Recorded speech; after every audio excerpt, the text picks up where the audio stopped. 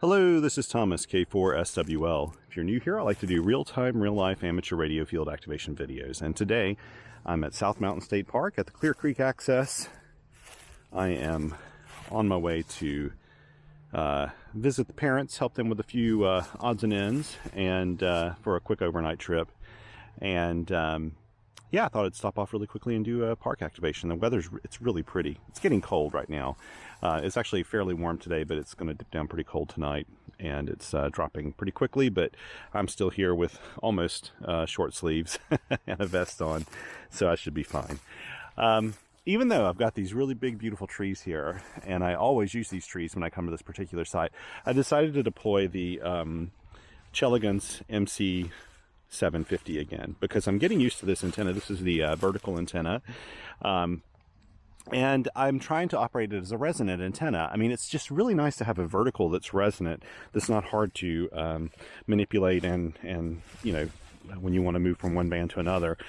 And, you know, so I'm going to see how well this works on 20 meters. Maybe if 20 meters is dead, we'll go up to 17 meters. We had an X-class flare today, so there's like radio blackouts really kind of in the lower bands, like below 30 meters, 30 meters and below maybe. So I thought I would try 20 meters here, see how it operates. I'll be happy just to get this activation done. I actually don't want this to go on forever. It's, what time is it right now? About, so 16:50, so 4:50 p.m. local. Sunset happens in 40 minutes. And I really don't want to be out here with the sun going down this time. I've got a headlamp and everything. I just don't want to do it. I need to pack up and head on. So the radio I've decided to pair with this, I've never done before, is the Penntek TR-45 Lite, or the TR-45L. And I'm looking forward to using this radio because you know what? It's been probably 2 months, 3 months since I've had it out in the field. I've been testing other radios. I had a really busy Christmas time where I wasn't activating for about 3 weeks or so. I didn't have any activation. So this is my second one of the year. And also I'm using this capacitive touch key that I made. Michael G0 POT, Papa Oscar Tango. He sent me the board and the heat shrink, and I bought the components, which are just 2 resistors, 2 capacitors, 2 transistors, all surface mount stuff, and plus the capacitive touch pads. I bought them all from DigiKey. This was actually a really quick build, other than I'm not very good at surface mount stuff, so it took a little while longer. And then I covered all my messy soldering here with this nice heat shrink that Michael sent me. And I used this once and really, really loved it. So I thought I'd try it out again because it was in my pack, and I haven't tried it with the TR-45L. Now, what I want to do, because I'm trying this as a resonant antenna, I don't want to, my TR-45L has a tuner on it, on the back of it. This is a Z-Match tuner. So I need to make sure that I've got it set up correctly. And in fact, let me get my reading glasses on so I can make sure of that. Yeah, so we want to make sure the tuner is out and balance is on, the output's on coax instead of balance line. And now what we're going to do is tune up. Someone's passing by, so I may end up talking to somebody here. Let's turn this on.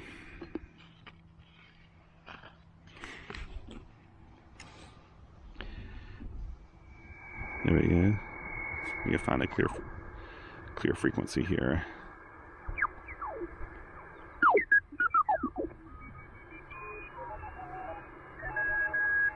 There's a lot of people in the bands today. Let's see, the filter's off.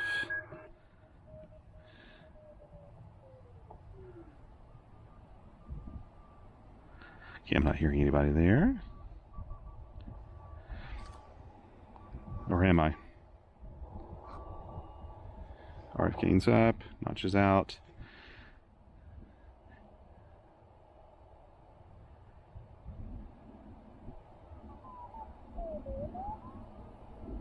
Maybe I'll set up on, there we go, 14063.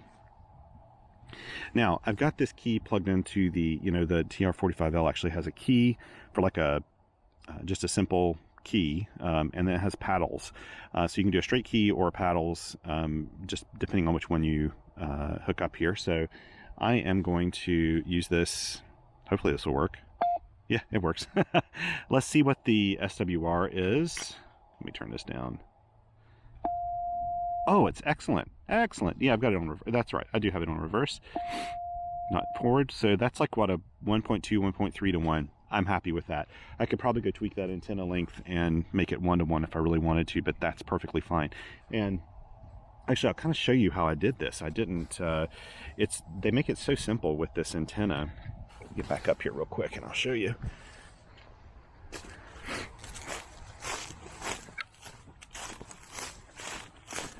So on the antenna, they've silk screened the frequency on here. And so this says 7 megahertz. This down here says 14 megahertz. So all I did was I extended it all the way until I reached this point where it said 14 megahertz and I stopped. And I left it at that. And so this first section and then 14 megahertz and then all the way up. And I just deployed the same radials that I always do. This thing really works. I love this. I love having a resonant vertical antenna. I find that I really like the Wolf River Coils antennas, but I tend not to use mine very much. Gosh, hardly at all. And a lot of it's because I don't like fiddling with the coil on it when I'm trying to use, you know, a radio that doesn't have a tuner. Okay, I'm gonna have to move here a little bit. Let me get back here. I think this was clear a minute ago. I'm gonna turn up my power to, I guess, 5 watts.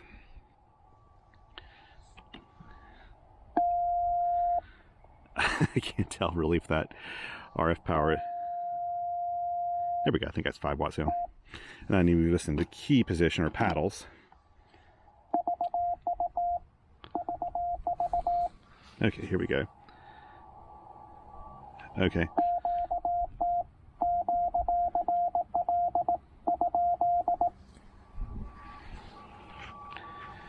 Okay, let's see here. I may do,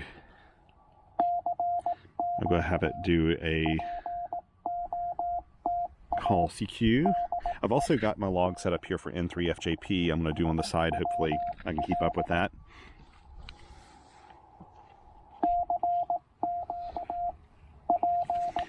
See what time it is. It's 21.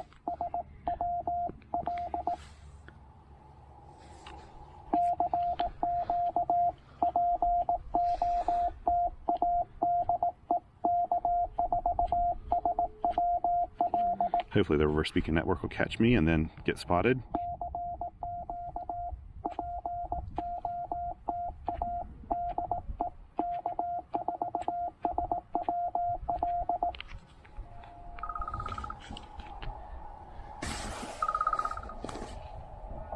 Ooh, I've got to answer a call. I'm going to have to pause this.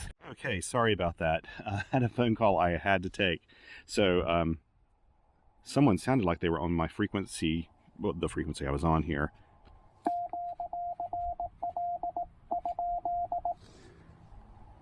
I really need to make this a quick activation at this point. I've only got like 25 minutes of sunlight left. I've got my headlamp. I just don't... I've been packing up in the dark so much lately.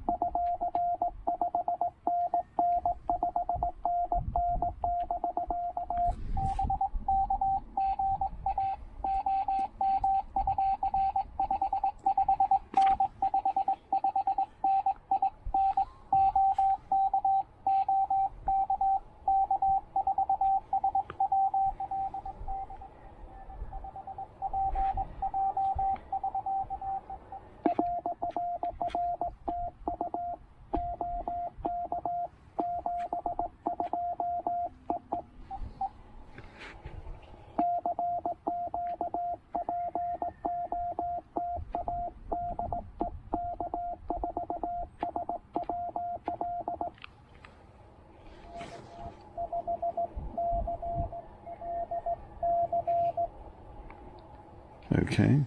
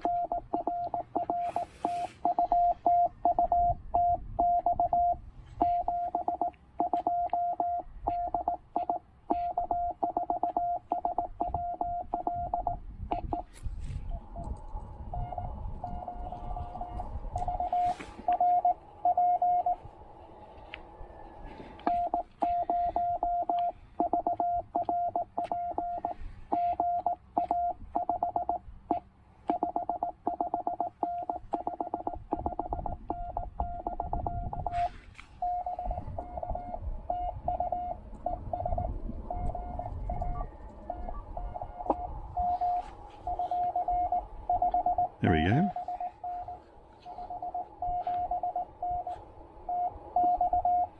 A lot of Oklahoma and Texas. I know where that signal's going.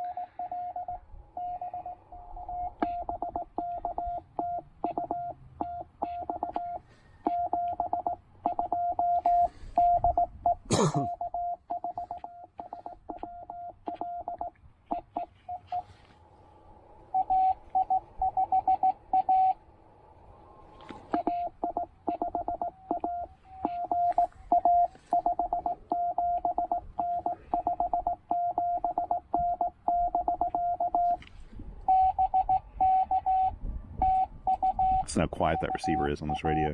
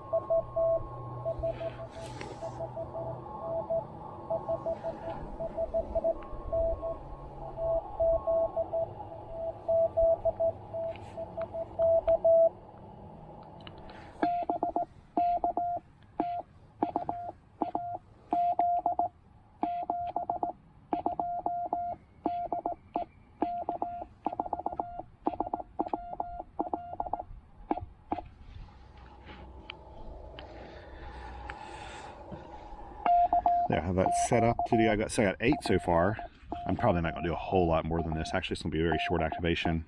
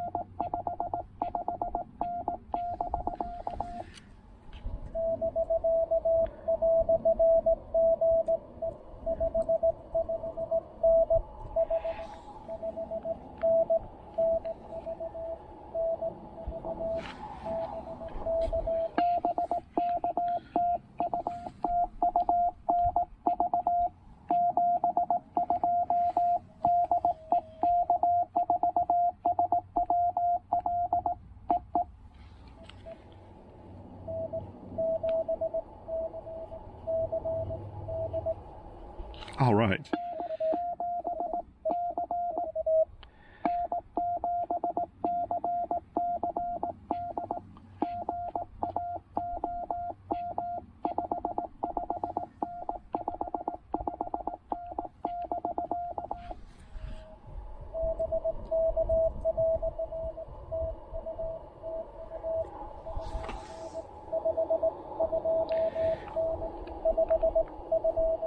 .529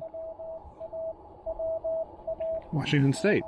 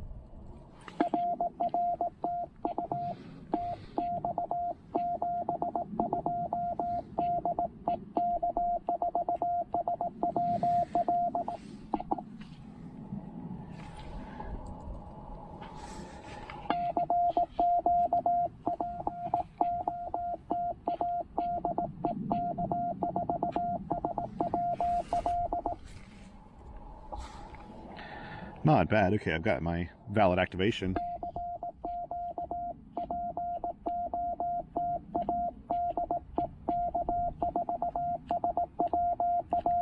$20 is long today. The band is wonky too.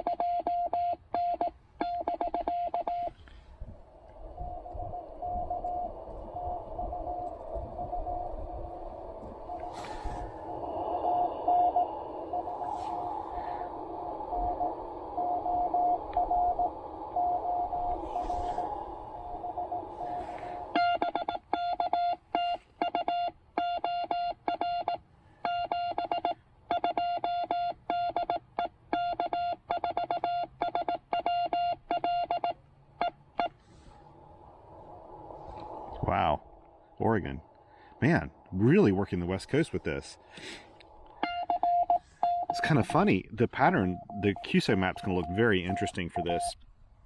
Everybody's like Texas, Arizona, Nevada, Washington, Oregon. Very interesting pattern. I'll give one more call.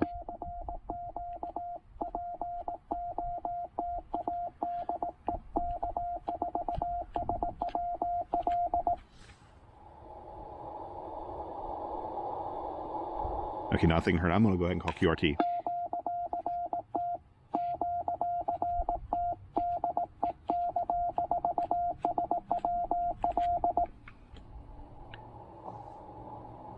There we go. Okay, I'll just go ahead and end it. This needed to be short. Very pleased with this. This is really weird though. So everybody was kind of weak. I mean, like I said, we've had flaring today, and I don't know if it's actually energizing things for some of these, you know, across the, well, I don't know, we're kind of in a gray line period on this right now too, so I don't know. But anyway, you know, hitting Oregon and Washington, Nevada, Arizona, Texas, lots of Texas and Oklahoma out that way, and then K9IS up in Wisconsin. So it's going to be an interesting looking QSO map. I'd like to stay longer, but again, I want to go ahead and pack up before it gets dark, and I've got other places to go right now. So And my phone call took out a little bit of time there too. But what I'll do is actually pack up the, this is my Microsoft Surface Go. I like using this much better than my phone to log. And when I use this, I tend to use N3FJP software because I bought that software for use in my shack. And so I have it set up also and configured for POTA as well. But I could use hammers on this because it runs on Windows as well. So anyway, that was a lot of fun. Even though it's a very short activation, that was a lot of fun. And I think if I stayed out here a little bit longer, I'd probably get 5 or 6 more people on 40. Excuse me, 20. And I could probably move down to 40 and get some here in the evening. During the day, I think it was wiped out completely. But anyway, before the sun sets, I'll cut this a little short and head on out of here. It'll take me all of, I don't know, 3 minutes to put up this antenna. It's very quick to put up, pack up, which is what I really like about it. And let me go for a really short stroll if I can get this stuff up in time. They have a really nice path that goes around the lake over here. I don't know though, it'll probably be dark by the time I do it. I need to take my headlamp if I do it. So anyway, take care. I hope if you have had a chance to go out and play radio outside this year, I hope you've had a good time. And I've heard from a lot of people lately who said that they've gone out and done some of their first POTA activations and found that it was way more challenging than they thought it would be. It just took longer to get the contacts than they thought it would. Just trust me, stick with it.